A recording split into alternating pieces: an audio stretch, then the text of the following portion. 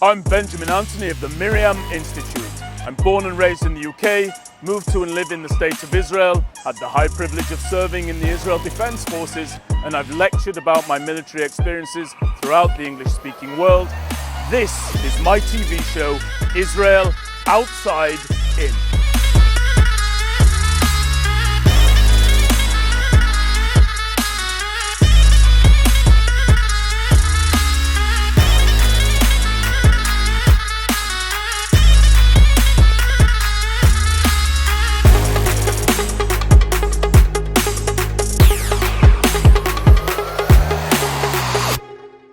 So, Eli, you told us about this incredible operation that you've successfully carried out to detonate the Syrian nuclear reactor in 2007, the impact that it had upon your father. It sounds to me like there was something of a coming of full circle there, that your father finally had an answer as to why he had been spared during the Holocaust, so that his son might go on to play a central role in defending the Jewish people.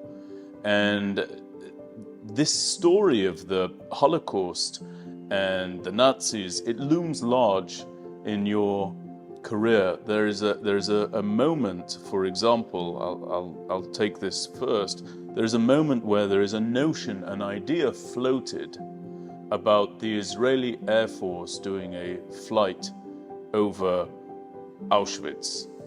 Tell us about your feeling. Firstly, tell us how that came about and tell us how you responded to that. In those days, the commander of the Israeli Air Force was General Chalutz. I was the deputy commander of the Israeli Air Force.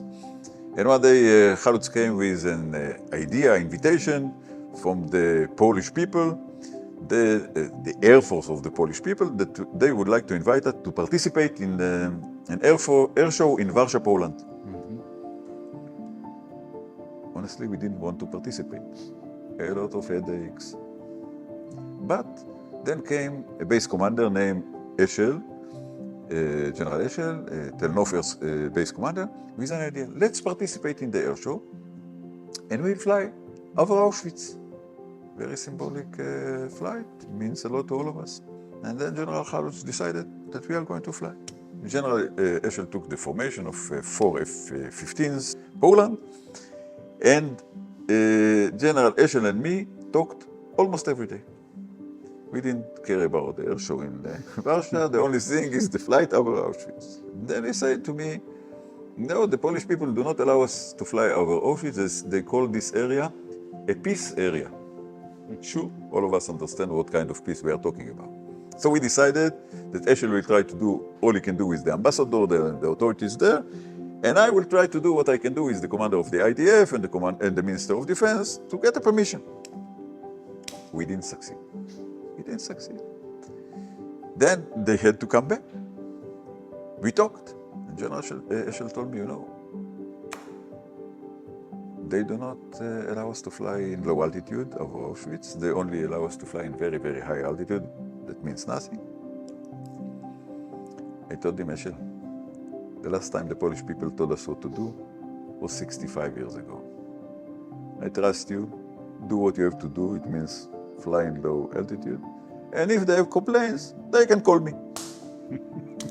He flew over Auschwitz and with the formation, he did the mission completely. On the ground where there was a delegation of the IDF.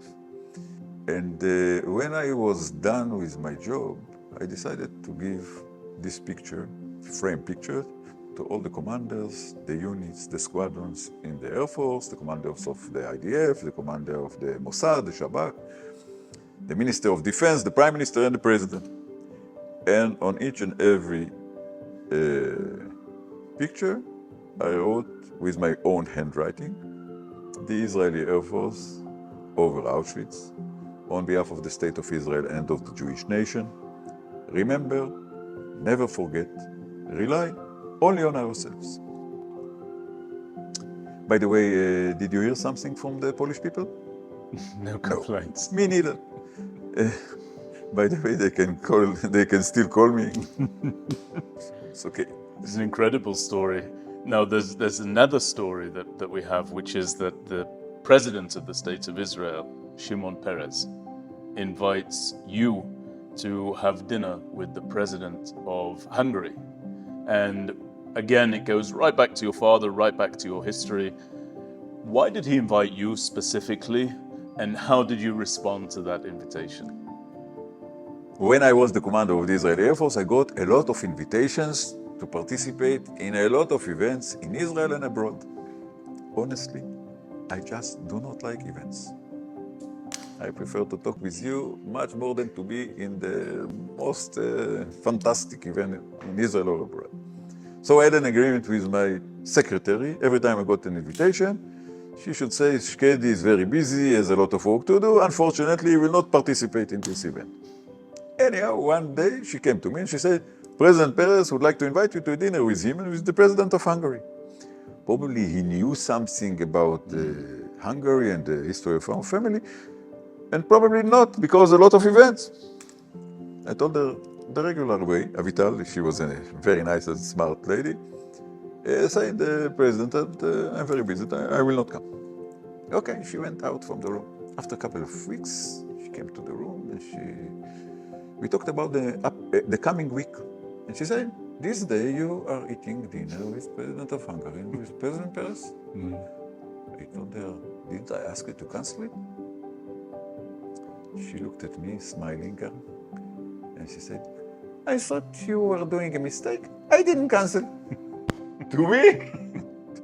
Now I had two alternatives. The first one, to kill her, symbolically, of course.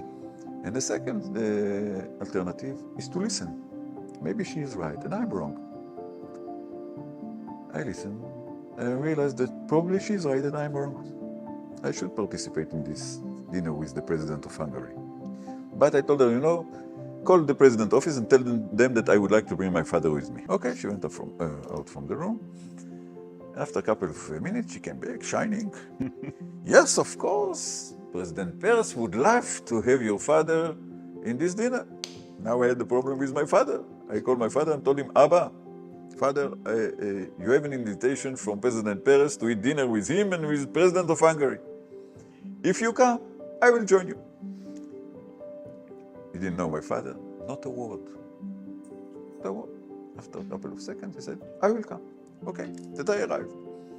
I took my car, I took him from Kfar Saba towards Jerusalem. Not a word in the car. I with my thoughts, he with his thoughts. Before we entered Jerusalem, he looked at me and he said, do you understand what's going on? I told him, of course, Father. We are going to eat dinner with President of Peres, with the President of Hungary, with the guests that will be there. After the dinner, I'll bring you back home. He looked at me and he said, you understand nothing. And he began sentence after sentence and repeating all the time from the beginning. Like Agada shel Pesach in... I, Moshe Mandel Shkedi, is coming to Jerusalem, the capital of the state of Israel and the Jewish nation. From the beginning, I am going to meet the President Peres, who is the president of the state of Israel and the president of the Jewish nation. From the beginning, Jerusalem, President Peres. I am coming with my son, who is the commander of the Air Force of the state of Israel and the commander of the Air Force of the Jewish nation. This is the title that my father gave to me. From the beginning, Jerusalem, President Peres, my son. I am going to meet the president of Hungary. That 65 years ago, the value of our lives in Hungary was less than the value of a dead dog. From the beginning, Jerusalem, President Peres, my son, the value of our lives. I am going to meet the president of Hungary that does not know yet that he is going to apologize. And then he said, if someone would have asked me 65 years ago to dream the most amazing, unbelievable dream, no way that I could have dreamed about something very, very small comparing to the real world. And he was right, of course. Our nation suffered the biggest catastrophe in the history of the Jewish nation. And now, while we are talking, we are in the middle of the biggest miracle of the Jewish nation history. And if if you're wondering if the president of Hungary apologized, he didn't know my father. There was no other alternative. He apologized. Incredible.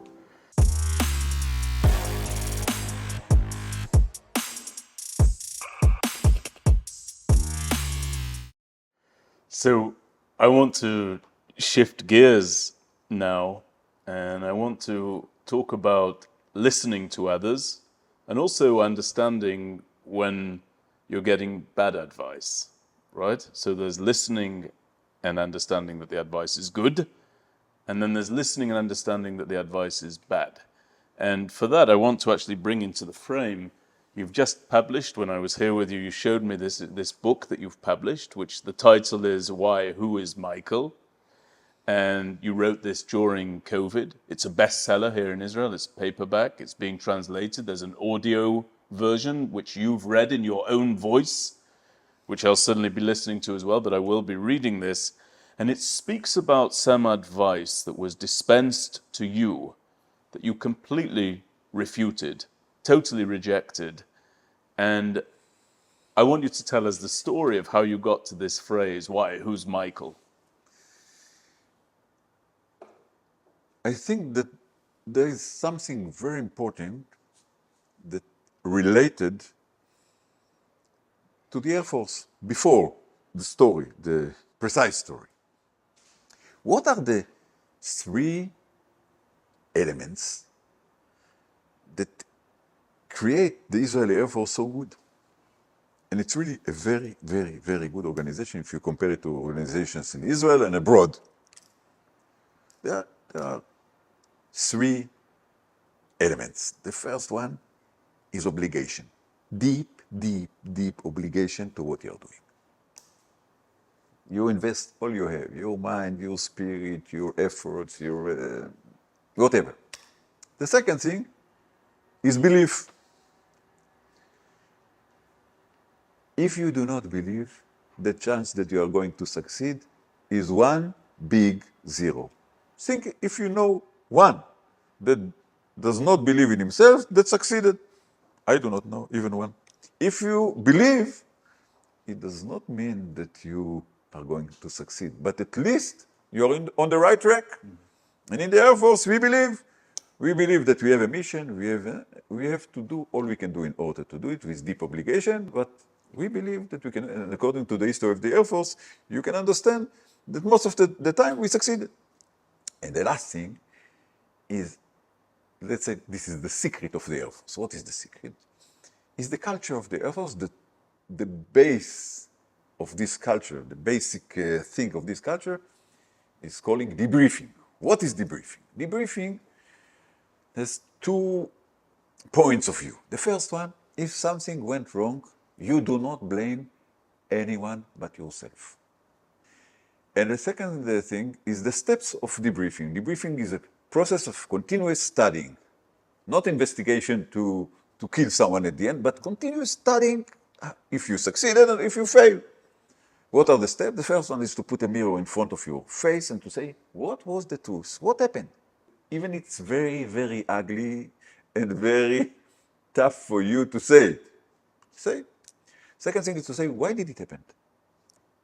And the last thing, and this is the important part, the most important part, if you do not reach this step, you are not doing a debriefing, what you intend to do next time. Always optimistic. You have to do something. If it does not succeed, you do another thing. If it does not, you do another thing. And now we are reaching to the story of about my son. I studied in Naval Postgraduate School in Monterey, California. My youngest child, his name is Omer, studied in the Montessori school. Montessori school in America, considered the Harvard for young children. Omer was a big fan of sports. He wanted to see television, sport every day, all the day. So we had an agreement, every day he can wake up in the morning whenever he wants, 5:30, 6 o'clock, watching TV, 7:45, standing with his small bag near the door. I took him to the Montessori school. My wife took him at the end of his school. And I came back from the university in the evening. One day I opened the door and I saw my wife crying. What happened? Not a word. Crying. After a couple of minutes, she said, "You won't believe what happened today." I told her, "What happened?" She told me, I came to the Montessori school. And the principal of the Montessori school talked with me. His name was Michael, and he said, "Mrs. Shkedi, I do not know how to say it to you, but I must. I am the principal of this Montessori school for about 20 years. All the students that were here, I taught them to read and to write.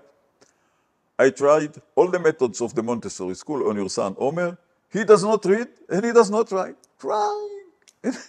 And then, more than this, furthermore, he said, "I should say to you that I think that he will never read and write." I looked at her and I said, "Who the is this Michael? I am telling you 3 months from today, Omer is reading." She said, "You again with your dreams, with your fantasies. Michael, 20 years, the principal of the Montessori school, saying that he will not read and you're going to teach him in 3 months?" I said, "Yes." First of all, obligation. I didn't care about the university, about anything. Believe? I really believed in my son. Who is this Michael that will say that my son is...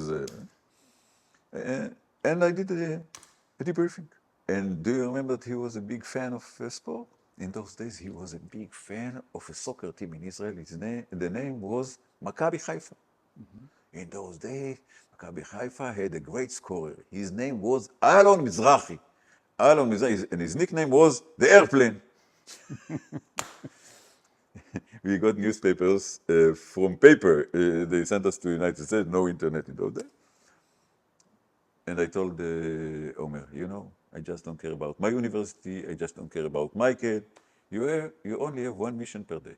You open the newspaper and you find an article about Maccabi Haifa and find the word Maccabi Haifa, Alon, Mizrahi, Airplane, goal, line, ball, whatever.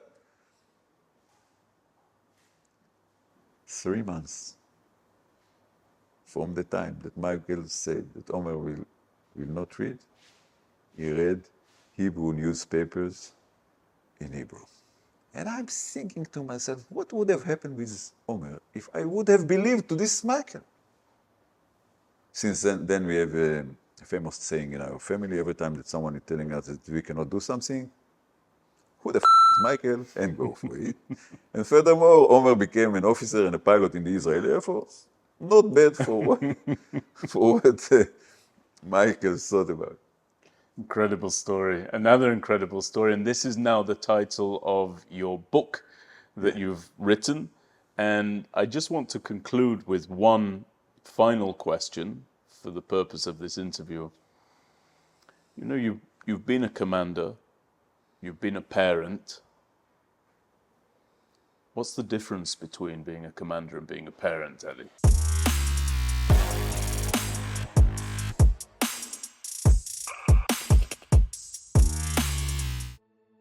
I think that there are 3 steps, 3 points of view.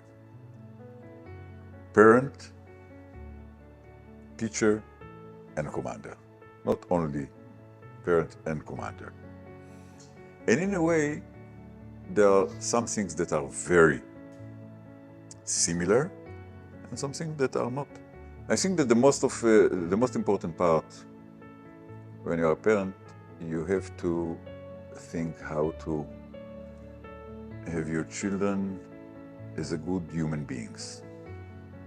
First of all, good human beings is important for teachers and for commanders as well, but this is the main issue of a parent. Then you have to, let's say, teach him in a way. Now we are talking about teaching. It's part of parents and it's part of commanders. Teach them is not to teach them only information, but to teach them how to think and how to behave. Or teachers, this is not a part of parent. And commander, you have to educate soldiers to be, first of all, human being, and to teach them to think and to how to behave and what to do. But there is another thing. You have to teach them to fight. To fight in order to survive. Let's say the hardcore of survival. So let's say it's like a line. Parent, teacher, and commander. And each and every one of them is that's something that you should emphasize as a parent, as a teacher, and as a commander. And something that is very, very important to each and every, let's say, person, you should be, everything. Everything. Everything is personal example. Everything. And is personal example how you would define leadership, or would you define leadership in a different way? There are three things that we talked about, and there are three things we didn't talk about, but I'll do it short. First of all, in order to be on the right track, you have to prepare yourself, you have to invest, and you have to be obligate, and you have to believe. Investing, obligate, and believe. Personal point of view about you and about people that you are leading. Then we are talking about personal example. And then let's say that you are a leader of a group. Three elements. The first one, you must understand that every part of the group is important. Probably you know a very good organization, so-called, that the person is saying that if something succeeded, that he is in charge of it. If something didn't succeed, this organization has no chance. The leader should create the situation that each and every one in the organization will understand that he has a mission, but the others are important as well. The second thing about leading a group is, I used it all the time in the Air Force and in El Al and in every place that I am. If something succeeded, it's yours. That's what I say to my people. If something failed, it's mine. Don't be afraid. Don't be afraid. Let them go. According to my experience, when you're saying the success is yours and the failure is mine, it gives them the energy to go. They do not afraid. I'm backing up their working they're doing. And I didn't find even one time that this concept of thinking and talking to my people bring them to bad places. And the last thing that's related to personal point of view, but for an organization point of view. If the leader does not believe, the chance of the organization and the group to succeed and to reach the moon is zero. If he believes, at least they are on the way. So, small summary. Thank you so much, Major General Shkedi, former commander of the Israeli Airforce, former CEO and president of El Al. I would say parent, teacher, commander. Thank you very much for sharing your story with us today. I learned from you, and I know that our viewers will as well. Thank you. Thank you very much.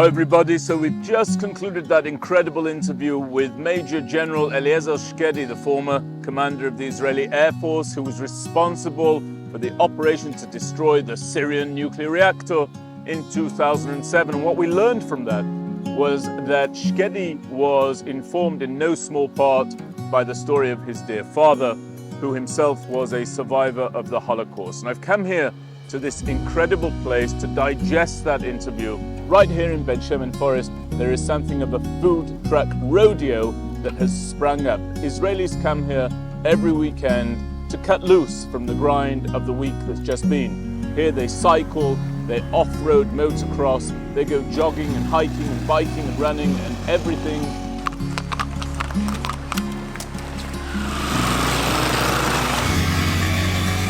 At the end of that, they go and grab a bite to eat. And in fact, here at this food truck rodeo, we have these different stations with Sephardic cuisine from all over the Sephardic world. And it's actually those generators that you can hear from those food trucks in the background.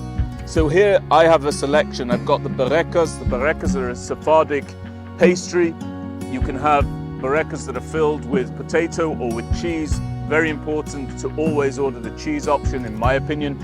And then I add some hard-boiled eggs and some tahina and some tomato sauce and some spicy sauce as well. Spicy sauce I always try and stay away from. And that really for me is the lunch of champions. We've also got here jachnun. Jachnun is a pastry that comes from the Yemenite Jews, and it was brought to Yemen by Jews who fled Spain. And in addition to that, we've got a traditional Persian dessert called malabi, and malabi is a milk pudding dessert. It's sweetened often with rose water, and it often includes rice and milk and all sorts of other wonderful ingredients. And as I prepared to dig into this lunch, I just want you to know that what I'm struck by is the fact that Jewish people from all four corners of the world have come to the one and only Jewish state. They've come here for safety, they've come here for security, and they've come here to build the future of the Jewish people in Tyre. And with them, they brought their cuisine. And that's why I, as an Ashkenazi boy, whose grandparents came from Germany and from Poland, now live here in the state of Israel and am more than familiar with the barekas, with the malabi, and with the jachnun. And it's all because that is part of the tapestry that makes up the Jewish people here in the one and only Jewish state. So without further ado, I'm going to enjoy the barekas, and I do so with a special thank you to people like Major General Eli Shkedi, the former commander of the Israeli Air Force, for his role in ensuring the Jewish state always survives, and for being the guarantor of the phrase that never again really does mean never again.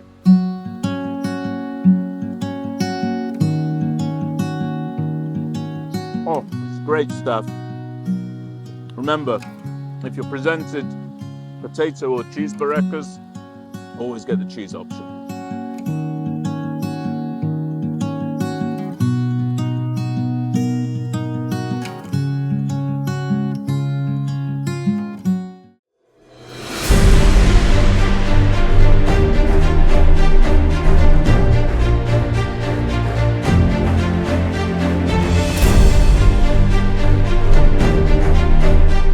One of the key themes to which Major General Eli Shkedi, the former commander of the Israeli Air Force, returned time and again during his interview with me was the lessons that were taught to him by his father, a Holocaust survivor, on the importance of securing the safety of the Jewish people and of the Jewish state. It was that ethos that brought him to serve not only in the Israeli Air Force, but to rise to the ranks of the very top of that esteemed military and defense apparatus. As you know, he is the individual who commanded the detonation of the Syrian nuclear reactor in 2007, and he was determined to do that because of the teachings of his father, because he believed that only by way of a strong Jewish state could the Jewish people, wherever they may be sure of having a place to go in time of need.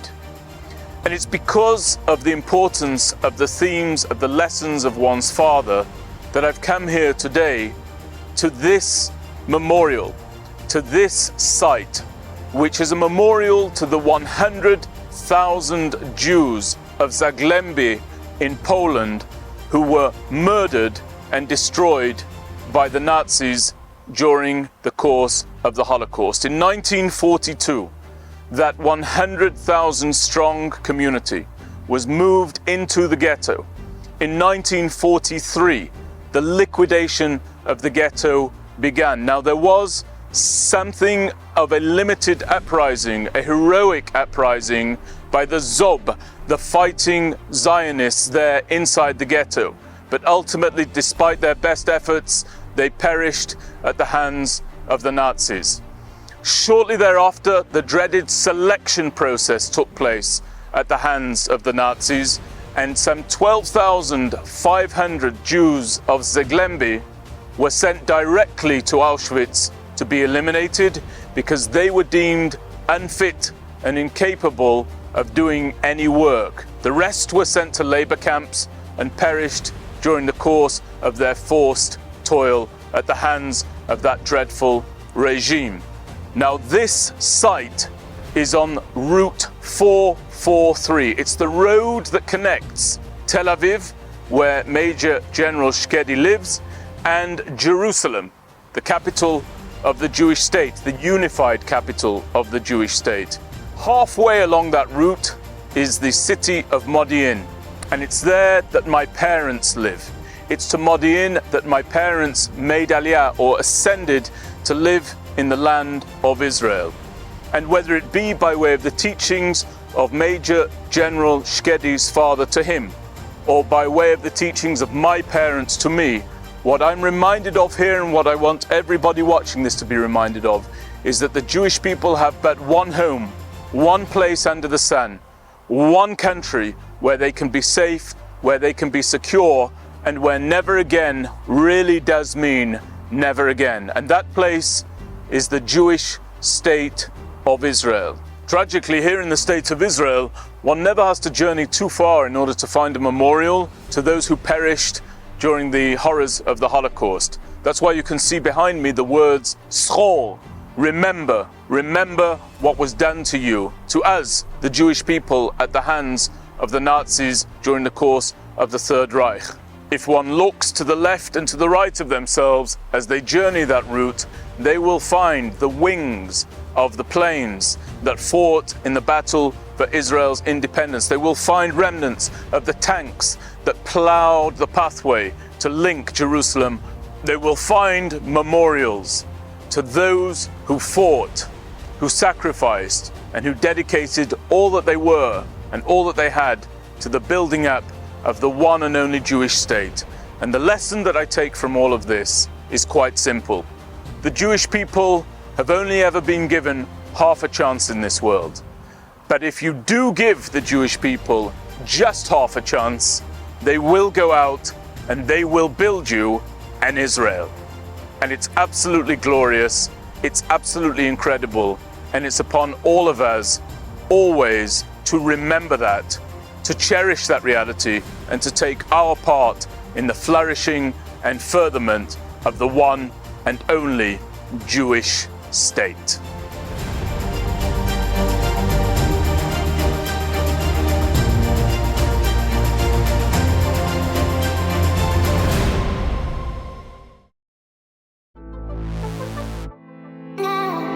Hi everybody, and thank you for joining me for the first series of my TV show, Israel Outside In. Together with you, I've explored the sights, sounds and tastes of the State of Israel, and I've brought you stories of leadership from the one and only Jewish state. I want to invite all of you to tune in to Series 2, where I'll be bringing you stories of heroism, sacrifice and courage from Israel's war against Hamas after the atrocities of October 7th. Together with you, I'll be speaking to soldiers of the Israel Defense Forces, to commanders and to heroes from the home front. So please be sure to join me for Series 2 of this TV show, Israel Outside In.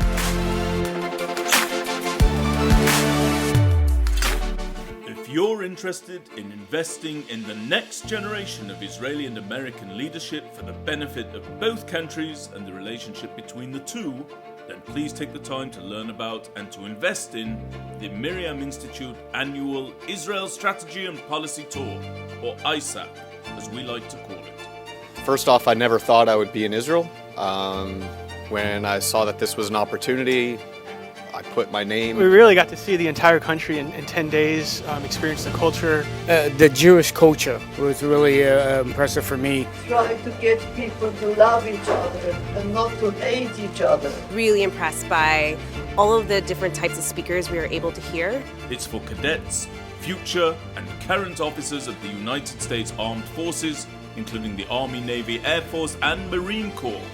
The ISAP tour brings the best and the brightest active and incoming officers to Poland for a 3-day tour of the Polish death camps, followed by a 12-day, once-in-a-lifetime tour of the State of Israel that crisscrosses the Jewish state. 100% of the participants will go on to serve in positions of leadership within the military and beyond. The ISAP tour is your way to invest in the leaders of today and tomorrow, now. So happy that I was selected and I was able to come. Thank you so much for the opportunity and everything you guys have done here. It's really awesome. For the sake of the US-Israel relationship, please visit the website today at www.miriaminstitute.org/ISAP.